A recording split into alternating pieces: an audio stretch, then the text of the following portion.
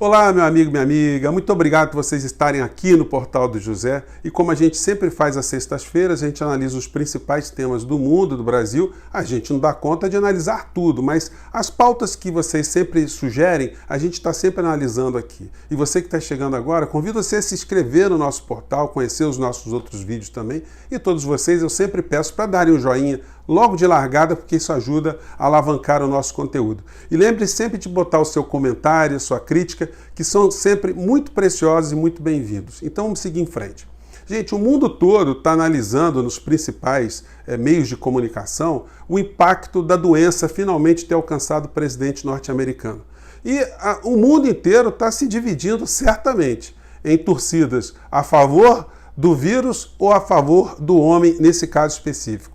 Não que eu imagine que as pessoas estejam desejando o pior, mas que as pessoas, no fundo, estão desejando que uma grande lição seja dada para o planeta. Que você não pode subestimar a ciência, você não pode subjugar o outro, você não pode menosprezar a medicina, a biologia, você não pode colocar o dinheiro acima de tudo, você não pode ter posições arrogantes diante do desconhecido. E, infelizmente, nosso país está absolutamente contaminado por essa distorção que vem lá de fora. Não é à toa que o Brasil e os Estados Unidos juntos têm mais de 350 mil seres humanos que perderam as suas vidas e milhões de pessoas que estão angustiadas porque foram contaminadas, não sabem que isso vai ter de impacto nas suas vidas, pessoas que ainda têm medo de contrair a doença, pessoas que têm familiares que têm grupos de risco, pessoas com deficiência, enfim. É uma situação que mexe com o planeta de uma maneira geral. E eu tenho certeza que no final da história a maior parte está torcendo para que isso sirva de lição. Agora, isso terá que tipo de impacto nas eleições norte-americanas? Bom, nós não sabemos porque os compromissos estão sendo desfeitos, nós não sabemos como será essa doença sobre uma pessoa de 74 anos, uma pessoa que tem um grau de obesidade como presidente norte-americano. Então nós não sabemos o que pode acontecer no meio dessa história toda. Uma coisa é certa, qualquer que seja o resultado lá, terá um impacto muito importante no nosso país, como nunca a gente teve em outras eleições norte-americanas por conta das circunstâncias específicas. Bom, então vamos aguardar e vamos analisar os outros temas aqui que são muito importantes. Ontem o presidente da República fez a sua live de praxe e não teve absolutamente nada de relevante nessa live. Ele está adotando uma postura muito mais moderada. Eu que acompanho sempre a posição do presidente da República, ele finalmente se rendeu ao discurso que ele negava, que ele não ia fazer acordo com o Centrão, enfim, que ele não ia fazer a velha política. Ele colocou a velha política, mas não é a velha não, é a super velha dentro do governo dele, e essa velha política que está dando a orientação toda. E ele falou muito da indicação do ministro do Supremo Tribunal Federal, que está motivando uma série de debates absolutamente distorcidos. Eu não vi ninguém abordar a questão como eu vou abordar aqui com vocês, e algumas revelações, que a gente vai fazer aqui que você não vai ver por outro canal algum. Vamos começar aqui para a gente entender por que o presidente está nomeando ou indicando essa pessoa para o Supremo Tribunal Federal. Em primeiro lugar, é necessário que a gente entenda o seguinte: não existe ministro do Supremo Tribunal aqui no nosso país que chegou até aquela posição porque era um professor, porque era um advogado, um desembargador, porque tinha méritos acadêmicos. Bom, essa é uma condição. Mas eles chegam ali fruto de lobbies que eles fizeram ao longo da sua vida inteira para chegarem até essa posição. Ou por uma vaidade, ou por interesses outros, como a história já revelou para a gente aqui no nosso país e até fora do nosso país também, porque o Brasil copia um modelo norte-americano. Lá também o ministro de uma Suprema Corte é indicado pelo presidente da República e sabatinado e aprovado pelo Senado Federal. Muitas pessoas estão achando que essa questão dele ser evangélico ou não ser evangélico, que isso tem um peso determinante, e não tem. Eu vou explicar por quê. Bom, como eu estava dizendo, ninguém chega até o Supremo Tribunal Federal sem ter feito lobby pessoal ou sem ter sido fruto de lobby de corporações, de grupos econômicos ou de grupos políticos. No caso agora, nós temos um grupo político que está atrelado ao presidente da República, que tem muita preocupação com processos aos quais eles serão réus ou já são réus, são indiciados, junto ao Supremo Tribunal Federal. Então eles querem ter alguém que tenha algum trânsito com esse grupo. Portanto, existe um interesse político grande. E se o candidato a preencher essa vaga também tem interesses políticos pessoais, ele tem um interesse acadêmico, interesse pessoal, interesse de vaidade, ou está ali cumprindo uma missão, evidentemente esses interesses vão se conectando. Mas mais do que ter uma convergência nos interesses políticos, em ações futuras, porque não tenham dúvida, o presidente da República ele será responsabilizado em algumas ações que vão desembocar no Supremo Tribunal Federal, agora e mais à frente. Os seus familiares, a mesma coisa. Os seus aliados, a mesma coisa. Mas tem uma questão que é muito determinante também, nesse caso específico, que é a questão da visão econômica que o ministro tem sobre a Constituição e o conflito da Constituição com as questões econômicas que estão sendo conduzidas por esse governo. Só para a gente entender algumas questões, o Supremo Tribunal Federal, no dia de ontem, simplesmente reconheceu uma tramóia, um trambique econômico contra o Brasil como sendo uma coisa lícita, por conta da visão econômica e a parceria implícita que parcela do Supremo Tribunal Federal tem com a área econômica, a área comandada por Paulo Guedes. Então o Supremo reconheceu que a Petrobras, uma grande empresa, ela pôde ser fatiada, se retirou, se amputou as refinarias que são estratégicas para a nossa economia da Petrobras e essas podem ser vendidas sem nenhum tipo de controle do Congresso Nacional. Porque o mercado, isso tudo no discurso dos ministros que votaram a favor da entrega de parte da nossa soberania nesse julgamento. Dentre esses ministros, nós temos o Dias Toffoli, que foi indicado pelo ex-presidente Lula. Ou seja, quem é que poderia imaginar uma situação como essa? Então essas pessoas, eles não têm compromisso com o seu passado, não têm compromisso acadêmico. A gente não sabe por que tantos mudam de posições de uma forma tão plástica, de uma forma tão líquida, né? Como é que eles conseguem mudar da água para o vinho? E aí cabe você adivinhar por que esse tipo de situação acontece. Mas o discurso dos ministros aí do Supremo Tribunal Federal, ele foi a favor, totalmente a favor do mercado. Embora a Constituição Federal tenha tentado blindar o nosso país contra esse tipo de abutres.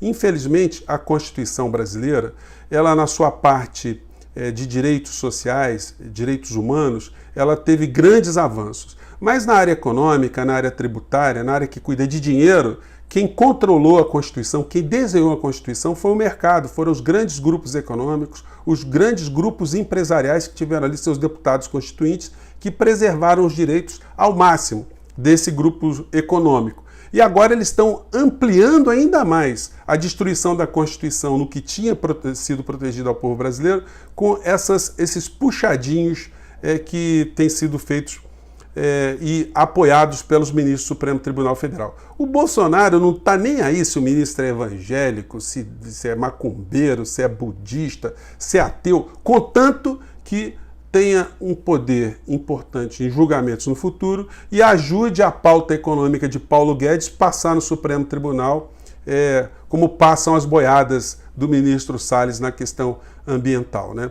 Uma vez garantido uma maioria dentro do Supremo Tribunal Federal para essas pautas, a blindagem política e a blindagem econômica, o Bolsonaro pode botar ali até um jegue em forma de ser humano que ninguém nem vai perceber, ele mesmo não vai nem se importar com isso. Vão ficar discutindo ali pautas morais, casamento gay, cotas, situações relacionadas ao meio ambiente, coisas importantes também, mas que serão secundárias em relação ao principal, a blindagem política criminal e a blindagem econômica para entregar o nosso país. Muita coisa a gente precisa fazer no meio dessa história. Não é exclusividade da Suprema Corte Brasileira esse tipo de indicação. Para desembargadores acontecem indicações políticas, ministros do STJ, ministros do Tribunal de Contas, ou conselheiros dos Tribunais de Contas, conselheiros dos Tribunais de Contas, nos estados e na União Federal. Isso tem que ser fruto de grandes debates republicanos que o povo brasileiro, infelizmente, está muito afastado. E o presidente, entre aspas, hoje pela manhã, ele reforçando todo esse pensamento que o governo dele agora é um governo do centrão, né? Ele negou tudo aquilo que ele disse no passado, ele reforçou explicou por que ele tirou 10 aliados políticos e colocou ali 10 membros do Centrão, e na sequência, junto ao seu cercadinho, ele partiu para agredir a Argentina mais uma vez. De uma forma leviana, de uma forma absolutamente idiota, não tem outra expressão, por isso que a gente tem que chamar a criatura aqui de presidente entre aspas, porque não dá para classificá-lo como o mandatário do nosso país. Quando ele abre a boca, ele coloca o nosso país sempre em algum tipo de conflito, e agora, mais uma vez, com um parceiro comercial que é a Argentina, um país que divide fronteira conosco, que está toda hora sendo vítima de agressões de Bolsonaro. E a do dia foi essa aqui, vamos ver. Mas só tem que decidir. Eu falo uma coisa, né?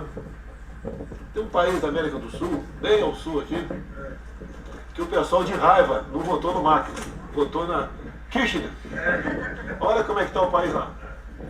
Já começou, algumas semanas já, a saída de argentinos, primeiro quem tem recurso, né?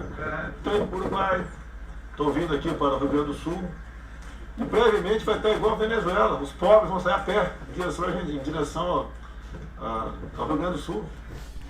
Gente, da onde é que o presidente, entre aspas, tira esse tipo de informação mentirosa? Primeiro ele partiu para dizer aqui, estou pegando só algumas falas, né? Dizendo que o povo votou com raiva do Macri. Olha, o povo votou com raiva é porque o povo estava sendo sacaneado, o povo estava sendo roubado na sua infraestrutura, nos seus direitos sociais, na sua aposentadoria, nos seus remédios, nas suas indústrias, na sua agricultura, no seu ensino. Então eles votaram com raiva mesmo. E eles estão tentando se reconstruírem depois dessa hecatombe neoliberal que escravizou a Argentina em níveis que eles nunca tinham passado. Eles estão resolvendo a questão da dívida pública deles lá, e eles têm uma oposição dos grandes meios de comunicação que estão a serviço do mercado sempre. Então alguns freios de arrumação vão acontecer na Argentina, mas esse êxodo de argentino, isso é uma loucura, isso é uma coisa assim de uma pessoa absolutamente alucinada que está na presidência da República. E ele ignora fatos concretos como esse aqui, né? Que o Brasil teve a pior moeda do mundo em 2020. A moeda brasileira foi a que mais se desvalorizou, inclusive em relação ao peso. A matéria aqui que eu peguei no Infomoney diz isso aqui, né? O dólar sobe 2,5 em setembro. Aliás, hoje, sexta-feira, o dólar subiu de novo. Só não subiu mais porque o Banco Central torrou o seu dinheiro para que essa moeda não chegasse logo a R$6. Então, aqui está dizendo que o dólar sobe 2,5 em setembro e real se firma como pior moeda do mundo em 2020. Veja ranking, tem um ranking. O peso argentino ele teve uma desvalorização em relação ao dólar de 27%. A do Brasil teve 40%. Então, do que Bolsonaro está tirando onda? O ministro Guedes, o vendedor de pirâmides, o representante dos interesses transnacionais do Brasil, ele não está conseguindo fazer absolutamente nada, porque é uma pessoa ignorante em relação à sociedade, em relação às complexidades do povo brasileiro. Ele está ali apenas para cumprir um papel junto ao mercado, como os principais membros de áreas estratégicas do governo em todos os poderes. No poder legislativo, está repleto de representantes desses poderes. No poder judiciário, que está repleto de pessoas que têm essa visão a favor do mercado. E no poder executivo, que tem os paus mandados do sistema internacional e tem os loucos, os debilóides, que são adeptos de teorias conspiratórias e que acabam por ajudar no poder executivo que o Brasil seja entregue no meio dessa história toda. Bom, felizmente a gente tem esse nosso espaço aqui, que está crescendo com a ajuda de vocês. A gente faz chegar a cada vez mais pessoas e seria muito legal que a gente pudesse um dia alcançar aqueles trabalhadores, aquelas pessoas mais humildes, que não se interessam por política e que são, no final da história, as mais prejudicadas por todo tipo de vigarice, de oligarquias, plutocracias, vigaristas dentro e fora do poder. Gente, eu fico por aqui. A nossa missão não é fácil, mas a gente não vai desistir nunca, né? Um grande abraço, até o nosso próximo vídeo. Tchau!